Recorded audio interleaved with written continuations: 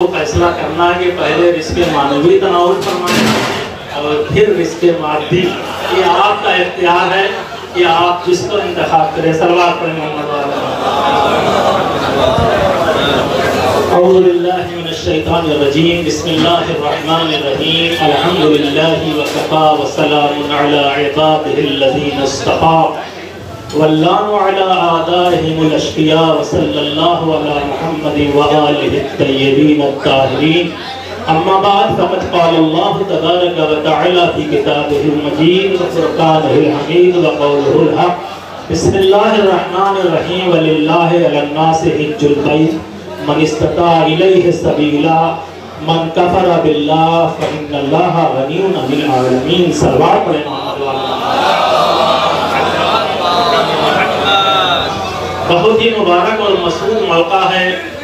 برادر عزیز جناب زائر صاحب کے انہیں ولیمہ حج کیا ہے اور اس موقع پر ہم سب ان کی خدمت میں مبارکباد پیش کرتے ہیں. ہمارے بھائی زائر صاحب نہ صرف زائر حسین ہیں بلکہ زائر اللہ بھی ہیں، زائر مرکز النبی بھی ہیں، زائر عطبات عالیہ، زائر ائمہ بقی اور زائر حسین بھی ہیں. پروردگار کی بارگاہ میں ہم دعا کرتے ہیں پروردگار ہم سب کو توفیق مرحمت فرما کہ ہم سب بیت اللہ، خانہ خدا اور عطبات عالیہ کی زیارت سے ہم کو مشرف فرما. پروردگار زائر صاحب اور جتنے بھی مومنین کی تمام حاجات کو قبول فرما. عزیزان محترم، یہ آیت کریمہ اس کے ذیل میں بس بہت ہی مختصر چند منٹ آپ کا لینا ہے اور اس کے بعد انشاءاللہ ختم دعا اور پھر اس کے بعد رزق مادی انشاءاللہ آپ تناول فرمائیں گے. یہ قرآن مجید کے سورہ آل عمران کی 97 آیت ہے جس میں پروردگار عالم ارشاد فرما رہا ہے وَلِلَّهِ عَلَى النَّاسِ حِجُّ الْبَيْتِ مَنِ اسْتَطَاعَ إِلَيْهِ سَبِيلًا.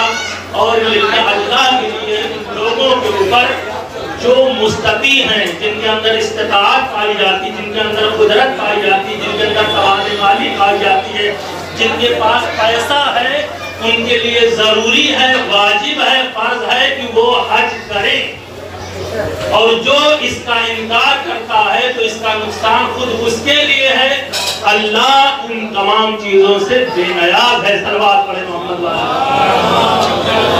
معصوم نے اس آیت کے ذیل میں جو حدیث فرمائی ہے، دو حدیث اور اس کے بعد ایک اور حدیث اور اس کے بعد ختم دعا. امام فرماتے ہیں چھٹے امام جعفر صادق علیہ السلام کہ جو شخص حج کا انکار کرے اس کے لیے ہے کہ وہ مرتد ہے مستطیع ہونے کے بعد. امام کی حدیث ہے اگر کوئی انسان مستطیع ہے اور مستطیع ہونے کے بعد اس نے اتنی تاخیر کی کہ وہ مر گیا تو قیامت کے دن وہ اندھا محشور ہوگا. اور دوسری حدیث میں ہے کہ امام فرماتے ہیں کہ جس کے اندر اتنی استطاعت تھی کہ وہ حج کر سکتا تھا لیکن اس نے حج کو تاخیر کیا یہاں تک کہ وہ مر گیا تو اب جو مرا ہے تو قیامت کے دن وہ یہودی اور نصرانی اٹھایا جائے گا. صلوات حج کا بے انتہا ثواب ہے.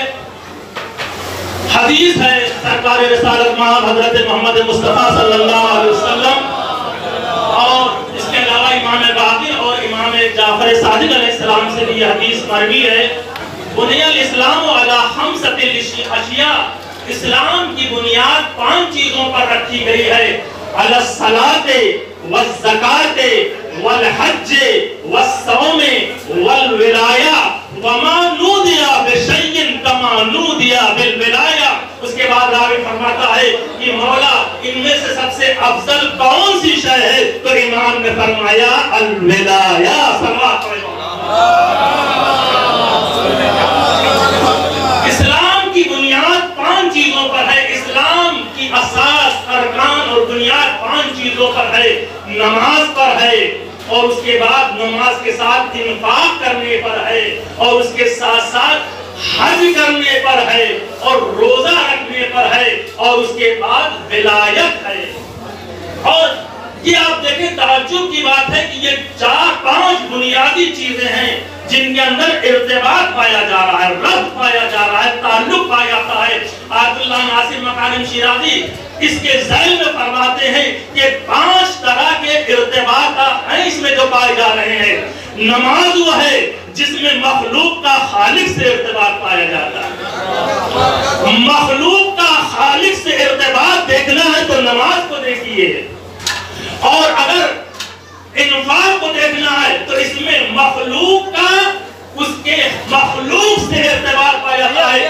ایک بندہ کو دوسرے بندے سے کیسے ربط پیدا کرنا ہے، ارتباط اور تعلق پیدا کرنا ہے، تو اس کے لیے زکات رکھی گئی ہے۔ اور تیسری چیز ہے کہ جہاں پر مسلمانوں کا لوگوں سے کیسے تعلق ہو تو اس کے لیے حج کو رکھا گیا۔ مسلمانوں کو آپس میں کیسے مرتبط ہونا ہے، کیسے آپس میں تعلق برقرار رکھنا ہے، تو اللہ نے اس کے لیے عبادت حج کو رکھا ہے۔ 2 طرح کی ہے۔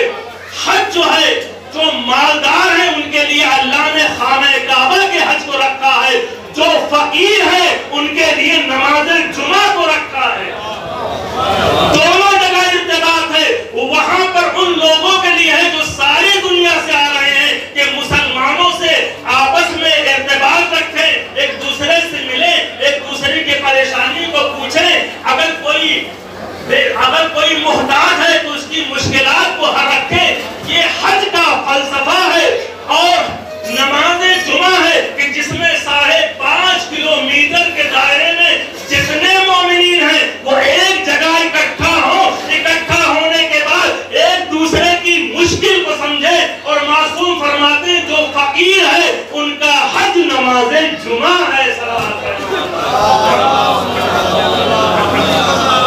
اور اس کے بعد روزہ وہ ہے جو انسان کا اپنی ذات سے رابطہ ہے۔ اور پھر اس کے بعد ولایت رکھی گئی ہے۔ ولایت وہ ہے جو ارکان دین، ارکان اسلام کے احکام کو بیان کرنے، ان کی تنفیذ، ان کے لاگو اور اجرا کرنے کا نام ولایت ہے۔ اس کا مطلب یہ ہے کہ ولایت وہ ہے کہ جتنے بھی ارکان ہیں، چاہے وہ نماز ہو، چاہے وہ روزہ ہو، چاہے وہ حج ہو، چاہے وہ زکات ہو، ان سارے احکام کو اگر کوئی بیان کرتا ہے تو وہ ولایت ہے جس کی ذمہ دار ہے۔ اور ان کی تنفیذ اور ان کو لاگو کرنے والا کوئی ذات ہے تو ولایت ہے۔ اسی لیے اگر ولایت نہیں پائی گئی تو نماز بھی بیکار، حج بھی بیکار، زکات بھی بیکار، روزہ بھی بیکار۔ سارے احکام کو بیان کرنے والا، تنفیذ کرنے والا، لاگو کرنے والی ذات اور شخصیت کا نام ولی ہے، ولی اللہ ہے، اور ولایت ہے جو اس کی عہدہ دار ہے۔ صلوات پڑھیں محمد۔ بس آخری جملہ اور اس کے بعد ختم دعا۔ حج کس کو کہتے ہیں؟ حج 3 شخصیتوں کے نقش قدم کا نام ہے۔ ایک خلیل اللہ جناب ابراہیم کے نقش قدم کا نام حج ہے، ایک ذبیح اللہ جناب ابراہیم کے نقش قدم کا نام حج ہے، اور ایک مجاہدہ اسلام جناب حاجرہ کی قربانیوں اور جانفشانیوں کا نام حج ہے۔ حج کا پہلا رکن کیا ہے؟ میقات ہے۔ جب بھی کوئی حاجی حج کے لیے جاتا ہے تو پہلا کام یہ ہے کہ وہ میقات پر جائے۔ میقات کسے کہتے ہیں؟ اس مقام کو کہتے ہیں، اس جگہ کو کہتے ہیں، اس پوائنٹ کو کہتے ہیں، اس سینٹر کو کہتے ہیں جہاں سارے دنیا کے لوگ آ کر رکتے ہیں۔ ان سے کہا جاتا ہے پہلا رکن جو ہے وہ میقات ہے کہ یہاں رکو۔ کیوں روکا جا رہا ہے؟ اس لیے روکا جا رہا ہے کہ ابھی تک ہر انسان اپنی خوشی کے، اپنی مرضی کے مطابق عمل کر رہا تھا، اپنی مرضی کے مطابق لباس پہن رہا تھا۔ کوئی عربی تھا، کوئی عجمی تھا، کوئی مالدار تھا، کوئی غریب تھا، کوئی کالا تھا، کوئی گورا تھا، کوئی امیر تھا، کوئی فقیر تھا۔ اللہ نے کہا کہ پہلے مقام پر تم اپنے لباس کو اتارو، اپنے لباس کو اتارو۔ یہ وہ مقام ہے کہ جہاں امیر و غریب میں کوئی فرق نہیں ہوگا، سب ایک لباس میں، ایک رنگ میں، ایک طریقے سے میری بارگاہ میں آئیں گے۔ یہی وجہ ہے کہ میقات میں سب کے لباس اتروا دیے جاتے ہیں۔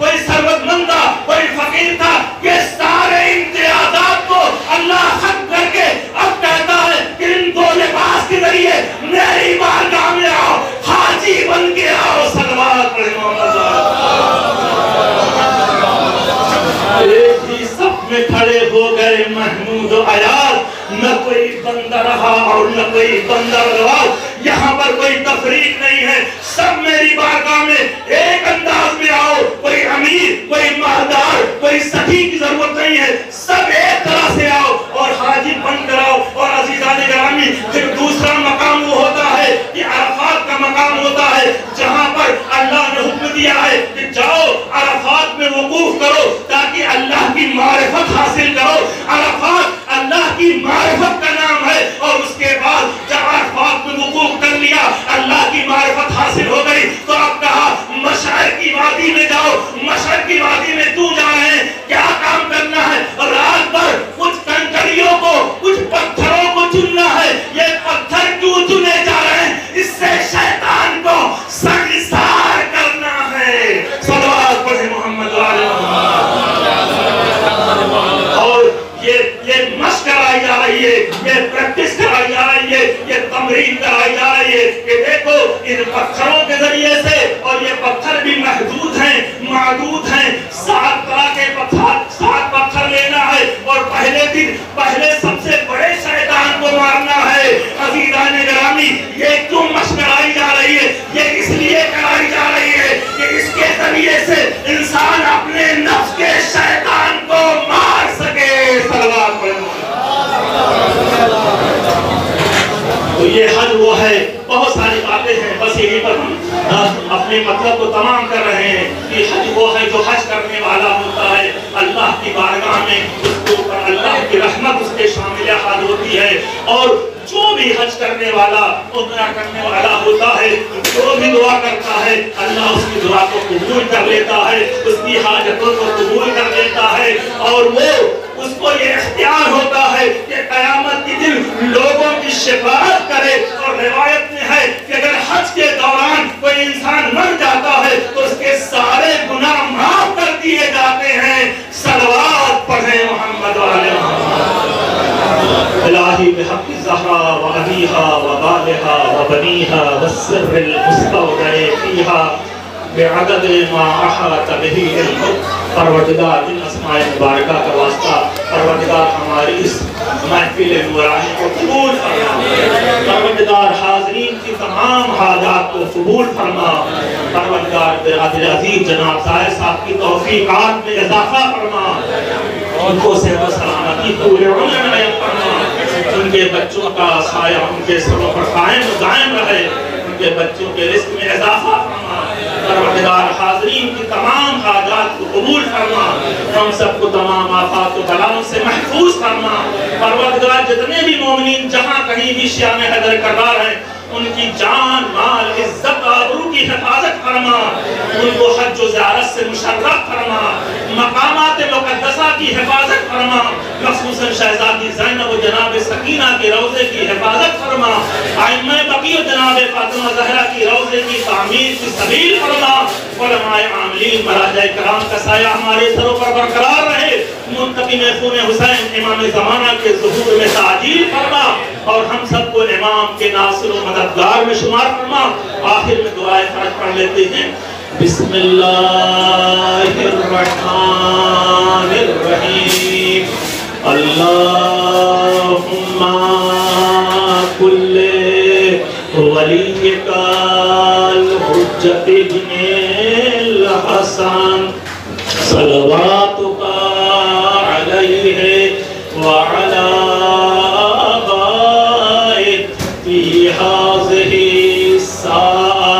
وفي كل ساعة وليا وحافظا وقائدا وناصرا ودليلا وعينا حتى تسكنه أرزقك طوعا وتمتعه فيها طويلا برحمتك يا رب اللهم صل